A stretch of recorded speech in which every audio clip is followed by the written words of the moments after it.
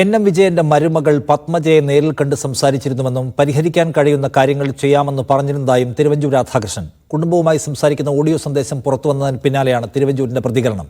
കോൺഗ്രസുമായി ഉണ്ടാക്കിയ കരാറിലെ കാര്യങ്ങൾ നടപ്പാക്കിയെന്ന ടി സിദ്ദിഖ് എം.എൽ.എയുടെ വാദം തള്ളി പത്മജ രംഗത്ത് വന്നു. വിജയന്റെ കുടുംബത്തിന്റെ ബാധ്യത തീർക്കാൻ കോൺഗ്രസിന് കഴിയില്ല എന്ന് പറഞ്ഞാൽ വേണ്ട സഹായങ്ങൾ ചെയ്തു കൊടുക്കുമെന്ന് എം.വി. ജയരാജൻ പറഞ്ഞു. കോൺഗ്രസ് നേതൃത്വത്തെ വെട്ടിലാക്കി തിരുവഞ്ചൂർ രാധാകൃഷ്ണന്റെ ഓഡിയോ ക്ലിപ്പ് പുറത്തു വന്നതിന് പിന്നാലെയാണ് CPM സെക്രട്ടേറിയറ്റ് അംഗം എം.വി. ജയരാജൻ പത്മജയെ കാണാനെത്തിയത്. ബത്തേരിയിലെ ആശുപത്രിയിലെത്തിയായിരുന്നു സന്ദർശനം.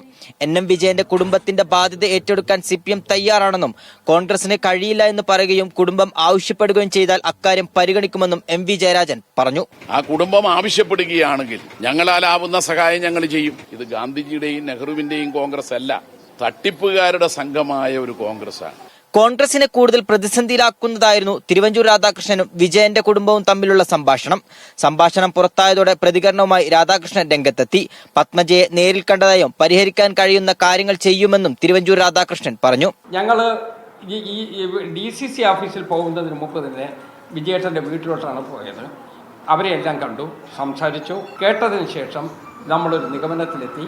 ആ നിഗമനം റിപ്പോർട്ടിന്റെ അടിസ്ഥാനത്തിൽ KPCCക്ക് കൊടുക്കുകയും ചെയ്തു. കരാറിൽ പറഞ്ഞ കാര്യങ്ങൾ പൂർണ്ണമായും പാലിച്ചു എന്ന ടി സിദ്ദിഖിന്റെ വാദം തള്ളി എൻ.എം. വിജയന്റെ മരുമകൾ പത്മജ രംഗത്തെത്തി.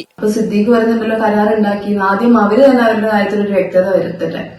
എനിക്ക് 20 ലക്ഷം രൂപ ബിസിനസ്സിന് ഈ ഇന്ത്യൻ കോൺഗ്രസ് തന്നിട്ടില്ല.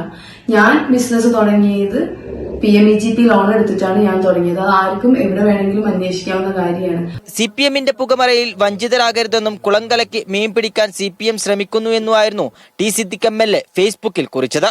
മീഡിയ 1 വയനാട്.